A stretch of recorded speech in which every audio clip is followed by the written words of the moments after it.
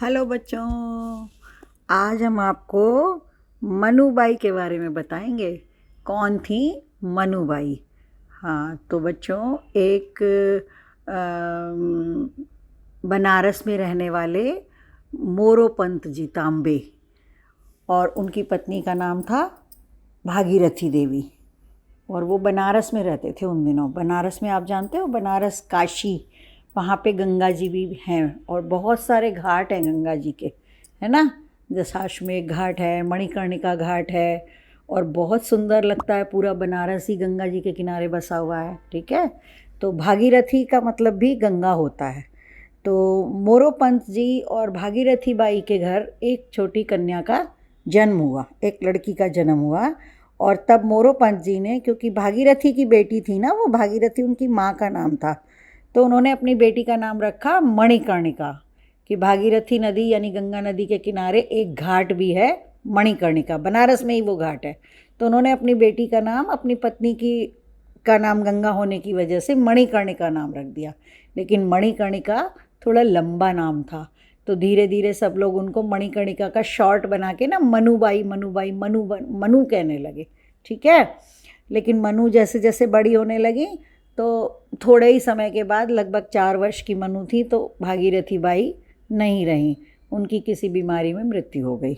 अब मोरोपंत जी तांबे के पास उनकी बिटिया मणिकर्णिका यानी कि मनु रह गई और उसका पालन पोषण उन्होंने करना था अकेले। मतलब पत्नी तो थी नहीं अब उनकी, मनु की माँ की तो मृत्यु हो गई। अब मनु को मोरोपंत जी ने बहुत लाड़ प्यार से पाला, बहुत प्यार से पाला। और जो जो भी मनु सीखना चाहती थी, पढ़ना चाहती थी, करना चाहती थी, सब सिखाया। मतलब उन्होंने विद्या तो सिखाई ही सिखाई, पढ़ना तो सिखाया ही, साथ में उनको तीर तलवार चलाना भी सिखाया। और वो अब अपनी पत्नी की मृत्यु के बाद वो बनारस से चल के महाराष्ट्र में रहने आ गए और अब वो पेशवा के दरबार में काम करने लगे, मोरोपंत जी। और पेशवा के पुत्र नाना साहब जो थे ना, उनके साथ मनु खेलती थी। और एक तात्या टोपे जी थे, उनके साथ भी मनु खेलती थी। तो मनु नाना साहब और तात्या टोपे के साथ खेलती थी। और ये लोग ऐसे ही खेल खेलते थे, तीर तलवार चलाना, भाला चलाना। मनु सब सीखती थी क्योंकि मनु शुरू से ही बहुत हिम्मती साहसी थी। और साथ साथ में मनु बहुत चुलबुली भी थी, चुलबुली शरारती भी थी वो बहुत। और इसीलिए पेशवा जो है उसको छबीली कहते थे। वो कभी भी मनु को मनु भी नहीं कहते थे, मणिकर्णिका भी नहीं कहते थे, वो कहते थे छबीली। उन्होंने अपना नाम, उसका नाम रख दिया था छबीली। और ये नाना साहब और तात्या टोपे के साथ बड़ी हो रही थी, सब चीज़ें सीखती थी और उन्हीं के साथ बराबर खेलती थी। हालांकि नाना साहब उनसे उम्र में बड़े भी थे। बल्कि एक समय ऐसा हुआ कि नाना साहब चूँकि पेशवा के बेटे थे तो वो हाथी पे सवारी कर रहे थे। अब मनु भी आ गई वहीं पे और वो सब लोग साथ साथ खेलते थे, तो मनु ने कहा मुझे भी हाथी पे बैठना है। लेकिन उस दिन नाना साहब ने बोल दिया, नहीं नहीं, लड़कियां ऐसे हाथी पे नहीं बैठती हैं, जाओ जाओ तुम कुछ और खेल खेलो, अब हाथी पे मत बैठो तुम। लेकिन मनु को वो बात अच्छी नहीं लगी। मनु ने कहा, अच्छा आप हाथी पे बैठ सकते हैं तो मैं क्यों नहीं बैठ सकती हूँ। और मनु ने पता नहीं किसी झटके में कह दिया, एक दिन मेरे पास भी हाथी होंगे और मैं अपने हाथियों पे सवारी करूँगी, आपने मुझे बिठाया नहीं ना आज हाथी पे, ठीक है कोई बात नहीं। और आप देखिए, यही मनु बाद में बड़ी होके इसकी झांसी के राजा गंगाधर राव से शादी हुई और ये झांसी की रानी लक्ष्मीबाई कहलाई। और वहाँ पर इसके पास हाथी घोड़े सब होते थे। बहुत साहसी थी, बहुत हिम्मती थी और देशभक्ति की भावना लक्ष्मीबाई में कूट कूट के भरी हुई थी। और ये बाद में उन्होंने अंग्रेज़ों से लोहा लिया और अपनी वीरता का पूरा मतलब अपनी वीरता, अपनी झांसी के लिए उन्होंने बहुत कुछ किया और राज्य भी किया और अंग्रेज़ों से लोहा भी लिया। क्योंकि उस समय लॉर्ड डलहौजी जो है वो भारत में थे ब्रिटिश साम्राज्य के, और उन्होंने ना हड़प नीति बना ली थी। क्योंकि बाद में क्या हुआ था, गंगाधर राव से शादी तो हुई मनु की, लेकिन उनके कोई संतान नहीं हुई। और तब राजा गंगाधर राव ने एक बेटा भी गोद ले लिया, उसका नाम दामोदर भी रखा।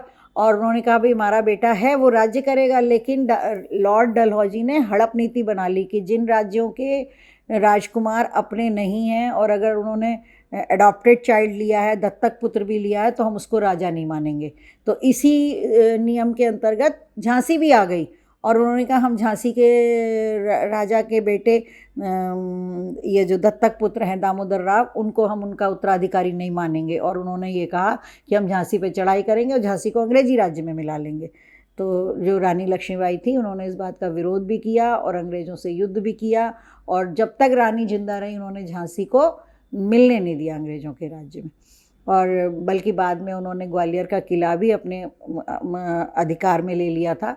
लेकिन अकेली रानी कितना लड़ती, तो बहुत ही साहस और हिम्मत के साथ रानी लक्ष्मीबाई ने उन्होंने एक पता है लड़कियों की सेना भी बनाई थी, उन्होंने सारी महिलाओं की सेना बनाई थी, और उस सेना में एक जो लड़की थी वो बिल्कुल रानी झांसी के जैसे ही लगती थी, उनकी खास सहेली भी थी, और वो उसको तैयार भी ऐसे करते थे कि कई बार जब युद्ध होता था तो लोगों को डाउट हो जाता था कि ये झांसी की रानी लक्ष्मीबाई हैं या उनकी हमशक्ल दूसरी उनकी जो सहेली थी वो हैं।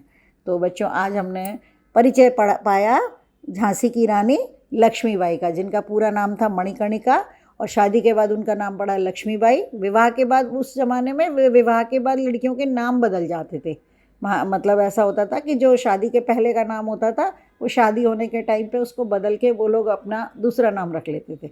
तो यही हुआ इनका बचपन का नाम मणिकर्णिका था, प्यार से सब इनको मनु कहते थे, और विवाह के बाद जब इनकी शादी हुई झांसी के राजा गंगाधर राव से, तो शादी के बाद इनका नाम लक्ष्मीबाई पड़ा, और वो झांसी की रानी लक्ष्मीबाई के नाम से प्रसिद्ध हुई। सुभद्रा कुमारी चौहान एक कवयित्री हैं, उन्होंने झांसी की रानी के ऊपर एक बहुत अच्छी कविता लिखी। कविता का नाम भी झांसी की रानी है। उसकी एक दो लाइनें मैं आपको सुना देती हूँ। चमक उठी सन 57 में वह तलवार पुरानी थी, बुंदेले हर बोलों के मुख हमने सुनी कहानी थी, खूब लड़ी मर्दानी वो तो झांसी वाली रानी थी, नाना के संग पढ़ती थी वो नाना के संग खेली थी, लक्ष्मीबाई नाम पिता की वह संतान अकेली थी। ओके बच्चों।